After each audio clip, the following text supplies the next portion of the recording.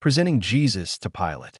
As planned, the four men resumed their journey back to Capernaum, leaving Caleb and Judith in the hut that would serve as their base for new tasks among the poor of Nazareth.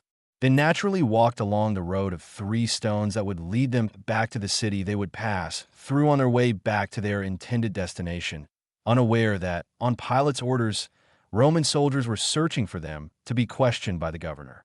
Knowing, however, that they could no longer preach in the city and that, if seen by the poorest people, they would be easily recognized, the four decided to wait for the darkness of the night to serve as a protective cloak, while also walking through areas where there were no crowds, seeking the streets farthest from the center where the previous sermons had been held.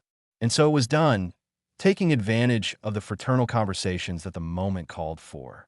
After all, Cleopas now knew the truth about the events he had helped bring about.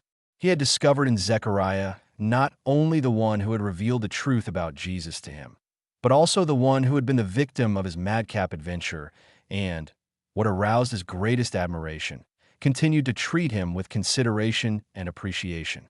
Saul remained silent, imbued with an atmosphere of enchantment that his thoughts still had some difficulty fully comprehending, but which his feelings accepted easily, given the superiority and beauty of the examples he had received from Joshua and Zechariah.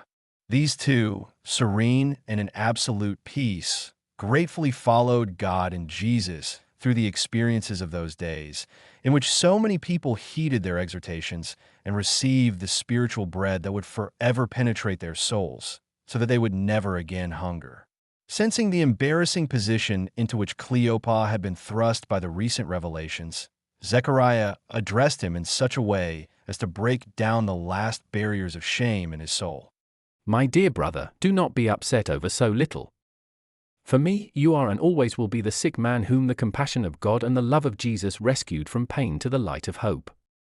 Head bowed and ashamed by the direct reference, Cleopas hesitantly replied, But the fact is that the wrong actions belong to me and shame me, because I have been able to discover how much suffering and unhappiness they have produced in the person I respect most, after God and Jesus, on this earth. Everything that happens, my friend, has its reason.